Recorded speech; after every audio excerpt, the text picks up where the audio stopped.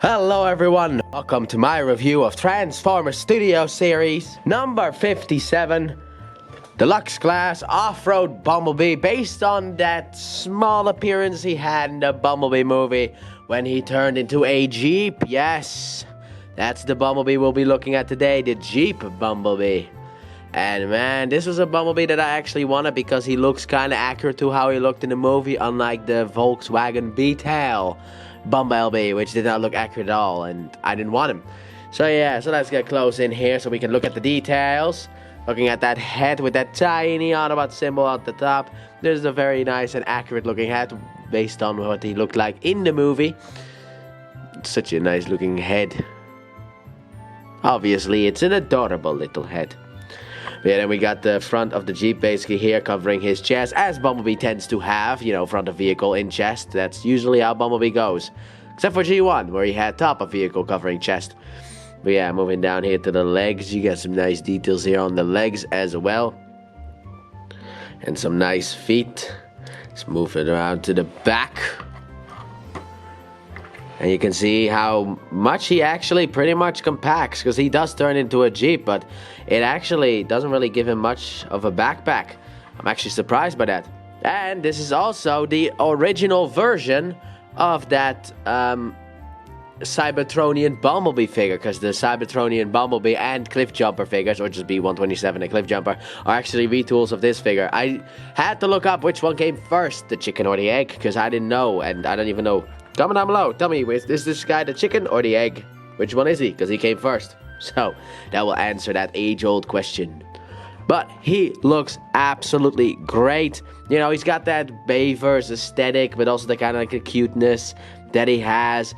I like this figure. And to be honest, I also like that he is actually accurate to the movie, because that was the problem that the Bumblebee movie really suffered from. While Studio Series Rise of the Beast also kind of suffered from it with certain figures, you know, with Wheeljack's potential door issue, which might be because of that, and also, well, Mirage, Studio Series Mirage, they didn't really suffer from it all that much. And even if there were changes, it was kind of minimal changes. It wasn't like, oh hey, look, here's a helicopter, we're gonna make the helicopter look entirely different from what Dropkick actually will look like, or you know how Bumblebee looks like the Bayverse Bumblebee and the Bumblebee movie Bumblebee kind of like fused together, because it was initially supposed to be a prequel. And yeah, they gave us that figure, and that was a problem because of the fact that it was not what he looked like in the Bumblebee movie. But apparently next year we are gonna be getting a retrain of that figure. Potentially, because it says, according to leak listings, next year we are getting a Movie 6 Bumblebee figure. And Movie 6 had this one, the Cybertronian one, and the Volkswagen one. There's no reason to retrain this one, because this is actually a pretty good figure. There's no reason to do the Cybertronian one again, because that scene is pointless anyway. It's such a short scene, like, what does it matter? But that Volkswagen one, that one was just inaccurate, and I would like a new version of that. I shoot the whole review for this figure, and I'm busy with editing, and I learned that I forgot the articulation segment. Whoopsie. Anyway, so pulling him close here. The articulation goes like this. His head can rotate all the way around and can move up for transformation, but it looks kind of weird. But he can technically look up. The arms can go technically all the way around, but the wheels here are blocking it, so that's a bit of a sad day. But they can move out that far. He has an elbow joint about that far and a swivel. Nothing at the hand. His leg can go oh wait, no. The waist can actually rotate. Not that far because of everything kind of blocking everything, but still. Anyway, his leg can go all the way up, so he can really deliver them kicks. But to be honest, looking at the fact that everyone else is taller than Bumblebee, Bumblebee does need some high kicks. And then back that far because of things blocking and getting in the way. Then you got some in and out motion right here. You got like a little bit of a motion over here. I thought maybe he had something down there. Then you got a knee bend that looks a bit weird, but still he's got a knee bend. And then his feet can go forward and back. But sadly enough, no ankle tilt. But they have some forward and back motion, but that's also because of the transformation. So now then, let us move into weapon. Now let's move him off to the side so I can bring out his gun. that the other versions of this, the retools of this mold, also come with. And it is one nice looking gun with nice blue at the front. I like the gun a lot, but what I love about the gun is you can just plug it into the hand. You can technically, I think, well, you can do it on both sides, but it needs to be at an angle on this side because the gun is meant for this hand. And it covers up the hand. It's wonderful. I love when they do that, where it's like, oh yeah, hey, look, it came out of the arm. It really does look like it. I mean, not from the bottom, obviously, because it's like, oh, hello, head. But still, it looks like it came out from his arm, and I love that about these weapons. The other Bumblebee figures do that as well, at least the Earth mode versions that I have right next to me ready for size comparison. However, I do not have the Volkswagen Bumblebee, and I'm only going to use the Earth characters for size comparison. So I'm not comparing this to the Cybertronian characters, just so you know, and I don't have Volkswagen Bumblebee. So, with that being said, let's move straight into size comparisons, shall we? So here he is with the enemy. Shatter. A drop kick. And Blitzwing. So yeah, here we got basically the Earth team kind of together. And man, does this look good. I do like the fact that I finally have all these figures. What I did not like was the fact that I had to pay aftermarket prices for these figures. Wasn't a fan of that, but I do like that I finally own them now. It makes me really happy to have them all in my collection. So, but that's not all. Because if you did not watch the Bumblebee movie, you might think that that is the end, but no. Because Prime himself also appeared on Earth, so this technically counts as Earth mode. Optimus Prime as well, even though my version likes to lean forward for some reason. Like, it's because of the fact that, like, there's like looseness here, so the plastic basically just rests on top, so he leans forward a bit, sadly enough. But here he is with Bumblebee. Beautiful. Absolutely beautiful. So let's move him off to the side. Rotate that camera down and get into that transformation. So let's transform Bumblebee into his Jeep mode. First of all, what you do obviously is you take off the weapons, then you fold out the chest, kind of straighten this out, pull this forward, and then take the front of the vehicle and pull it out. Then come in here and just close these bad boys back up like so. Then what you want to do is you come back here, then you want to there are two things here that are kind of keeping it together. These two things, you want to basically just pull back, rotate this forward like so. Then what you want to do is you want to straighten out the head. And then on, how can I show this off? There's a joint here. There's a hinge here. And you want to use that one to rotate this all the way back and in like so. This hinge right here. There you go. So, and when you are done with that, you want to basically straighten this out and rotate this bad boy up. And then there are two clear tabs here that are going to slide into those two holes right there. So you just want to take them and slide them in like so. Rotate the arms forward like so, and then you can also take this top piece here, rotate it forward and push it down until it well, there are actually two tabs here. I just noticed that. This is the first time I've seen it. They go into the slots under here and on the other side. So basically I'm gonna take them. Let me just rotate this a little bit up so that I don't push down on the clear plastic, because that is a bad omen to do. But yeah, then you want to come to Leg Town as well. Then you want to come to Leg Town. What you want to do is you want to kind of straighten these feet out a bit, so you can rotate them around. So just make sure you can rotate these bad boys around. Then what you want to do is you want to fold these out. Also keep the arms up. Fold these pieces out. Come to the back here. Fold out the wheel like so, and then rotate it around like so. So fold out the wheel and rotate it up and over. You weren't supposed to go up yet, feet. Now you're supposed to go up.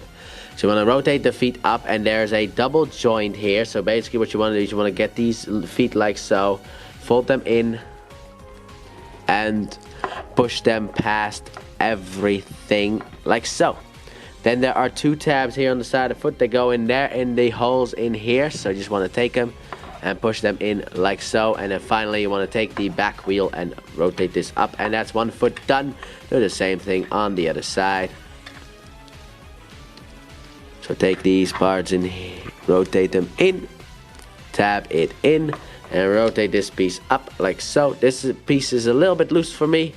I don't really like that, but this was a used copy, which is why also he was cheaper, because I actually didn't have the box. Then you can also fold up the seats back here as well, and then tab these together. Make sure that this wheel is a little bit more towards the back and out of the way. I'll get to why, but yeah, you got two tabs here that are gonna slide into the two slots up there. So you just want to take this and tab this whole thing together if it wants to tab together. There you go. Nope. But yeah, there you go. You also want to make sure that this alignment is like this, because there's a tab here on this piece that goes into there. So you basically now want to take this piece here and just basically tab these two together. There you go. Hook them together, push them forward so that they are aligned with everything else. Then you can also... I wasn't supposed to tap this together yet. Oopsie. But yeah, next up what you want to do is you want to take this here and just rotate this down. Like so. Rotate this up and around, kind of. Kind of want to rotate this up and around. And then you can tab these two pieces together. Oh no, make sure that this piece here is in front of this piece. So just rotate this back like so. Tab it together like so. And then you want to tab these two pieces back here together as well. There's a tiny tab on this thing that goes into here. There you go. And then you have that looking like that. You can also fold down the steering wheel, I guess, right now. But next up what you want to do is you want to get these things folded all the way out and over this piece here. So just make sure that it looks something like that. Then what you can do with the arms, which is the only thing we have left. Yes, it is. So with the arms, what you want to do is you want to rotate them, because they have a tiny tab on the bottom here that goes into that slot there. So you want to rotate them like so. You want to rotate them like so. And then you want to push them down and get them tabbed in. Push them down and tab them in like so. There you go. And then for the finishing touch,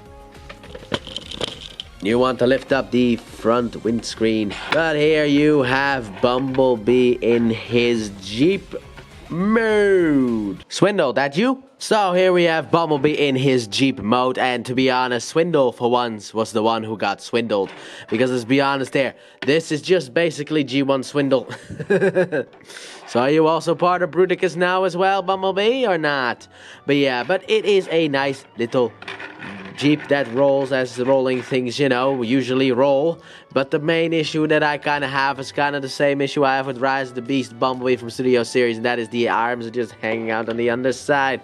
I just thought I'd start off with a complaint, because that is something that I do have an issue with. But overall, this is one nice looking Jeep. I do like it a lot. And hey, Legacy Hound, look, this is how you do it. You put a tire on the back. Alright, that's how you're supposed to do this. Because that is absolutely what was missing from that Legacy Hound. I still am not over it. But yeah, but this is a nice little vehicle mode. Now for the weapon. Also, I watched other reviews, and apparently the weapon, at least on their copies, was not blue at the front, but mine is. So I don't know if someone painted this, or if this is just how it comes. But yeah, but if you want to store this under... Oh, this is actually supposed to fold up. But anyway, if you want to store this under here, there are little hooks in here. Let's see if I can show that up. But here there are little hooks that are going to hook around the two pieces. Oh. Okay, focus. These two pieces here on the side. So if you want to store the gun, you can indeed store it if you line it all up, because that is the most important part of doing this. It won't work unless you line it up, and voila, vehicle weapon storage as well. But it is a nice looking vehicle mode. I mean, there's not really much detail, because all of it is just yellow. It's just a yellow Jeep. Like I said, there's not really a lot of details. I mean, I also like how the feet here blend in. I mean, if I didn't tell you guys these were the feet, you wouldn't have even known. Nice steering wheel, two-seater. absolutely wonderful. However, being a robot in disguise, this is kind of very suspicious. If you see this thing driving around, you'll be like, wait a minute, there's no one in there. But yeah, so let's move straight into size comparison. So starting off, here he is next to the villains, Dropkick and Shatter. So that's what they look like together. However, the main villain of this version of Bumblebee was Blitzwing, so that's what they look like together. Let me lift up the camera a bit.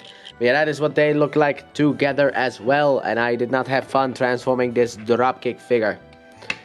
Anyway, and finally here he is with Optimus Prime himself, and I will have to say that this thing has a better truck mode than the Rise of the Beast Voyager Optimus Prime for Studio Series, but the Rise of the Beast Voyager Optimus Prime for Studio Series has a way better robot mode. But yeah, but this truck is really good. But look at him, side by side, looking all grand.